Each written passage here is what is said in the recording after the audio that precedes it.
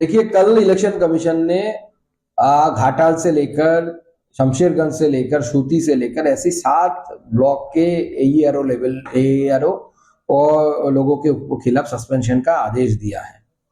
Election commission ने देखा है इन लोगों ने नियम से बाहर जाकर, एक्ट के बाहर जाकर बिना कारण होते हुए जो वोटर नहीं है उसको इलेक्शन रोल में घुसाने की कोशिश किया है।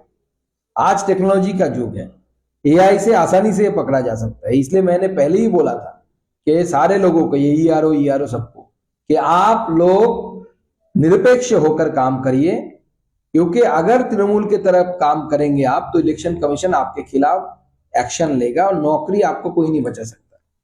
तो इसलिए निरपेक्ष रहिए, निरपेक्ष रूप में काम करिए, डेमोक्रेसी को स्ट्रेंथन करिए, भारत के संविधान को मानिए, किसी को मानने की जरूरत नहीं है। देखिए, पहली बात यह है कि स्वागत करती हूँ चुनाव आयोग का निर्णय का, और दूसरी बात, इससे ये स्पष्ट प्रमाणित होता है कि अब तक हम लोग जो बताते आ रहे हैं कि चुनाव आयोग के ये प्रक्रिया में तृणमूल बाधा प्राप्त कर रही है, बाधा दान कर रही है, और जो डीएम एडीएम इनके जरिए ईआरओ एईआरओ को अनुप्राणित करने की, धमकाने की या उनको कुछ और तरीके से वो जो घुसपैठिया है, अवैध वोटर्स है, उनको वोटर लिस्ट में डालने की जो प्रक्रिया तृणमूल सरकार और तृणमूल पार्टी कर रही थी, इस बात से स्पष्ट हो गई है। लेकिन अब देखना यह है कि जो हमारे यहाँ के प्रिंसिपल सेक्रेटरी मैडम है, वो कब तक इनके खिलाफ कोई कार्रवाई करती है। चुनाव आयोग ने तो अपना काम कर दिया, लेकिन इस राज्य के जो प्रिंसिपल सेक्रेटरी है वो किस वजह से अब तक कोई कार्रवाई नहीं करी है, और उनके पीछे वो किसके, और नेचुरली वो सीएम की प्रिंसिपल सेक्रेटरी है, तो जाहिर सी बात है कि सीएम भी शायद नहीं चाहती है कि ये जो अवैध प्रक्रिया चल रहा था उसके खिलाफ कोई व्यवस्था नहीं की जाए। चुनाव आयोग एक्चुअली यहाँ पे चुनाव आयोग का जैसे कि हर जगह में छानबीन चल रहा है। जैसे एसआईआर को लेके बंगाल में शुरू से ही ये लोग एसआईआर नहीं करने देंगे, एसआईआर को रोकेंगे।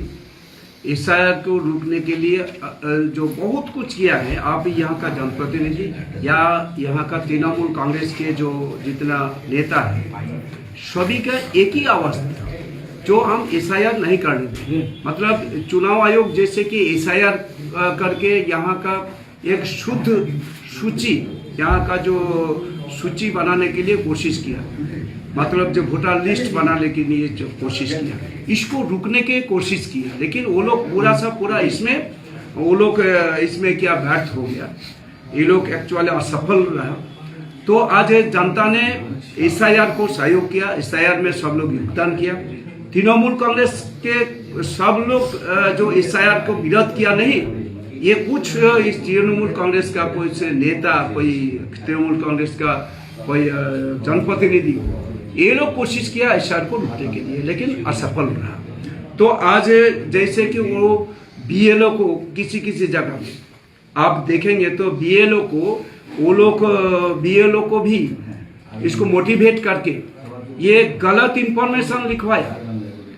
इसलिए बहुत लोगों को एक्चुअली वो लोग यहाँ का ये पश्चिम बंगाल के या भारतीय हैं, उनका जो चुनाव में उसका पार्ट लेना, इनको नोटिस करवाया, उन लोगों को हैरानी किया। तो ये पूरा तृणमूल कांग्रेस का साजिश है।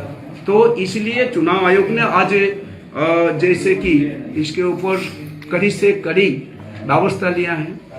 ये 7 लोगों को निलंबित किया गया। जो एक्चुअली चुनाव आयोग किसी को रिहाई नहीं देने वाला, कोई यहाँ पे टेम्परिंग करेगा वो किसी को छोड़ने वाला नहीं है। इसीलिए चुनाव आयोग कर रहा है, वो तो सही किया, लेकिन हम जनता का जनप्रतिनिधि हैं। हम चाहेंगे जो यहाँ पे जैसे कि शुद्ध एक वोटर लिस्ट बने, तो इसलिए तो हम भी कहेंगे, हम लोग इसलिए हैं जो शुद्ध जिस वोटर लिस्ट में, जैसे कि यहाँ पे आप देखेंगे तो कुछ लोग मृत्यु जिसका हो गया, जो गुजर गया, जो है नहीं, उनका नाम भी है। बहुत लोग यहाँ पे रहता नहीं है, बाहर में है, इनका नाम भी है। एक जन का 3-4 जो बूथों में 3-4 पोलिंग स्टेशन में नाम है। ये तो रहना नहीं चाहिए, हर जगह होना चाहिए। और जो घुसपैठिया है, जो बाहर से आ रहे हैं, जो यहाँ का बासिंदा भी नहीं है, यहाँ का एक्चुअली वो लोग नहीं है, तो इनका नाम क्यों रहेगा वोटर लिस्ट में? इसीलिए इसका नाम वोटर लिस्ट से बातिल होने जाना चाहिए। तो चुनाव आयोग सही कर रहा है, ये जनता ने इसको सहयोग कर रहा है, और ये तृणमूल कांग्रेस SIR को लेके वो विरोध कर रहा है।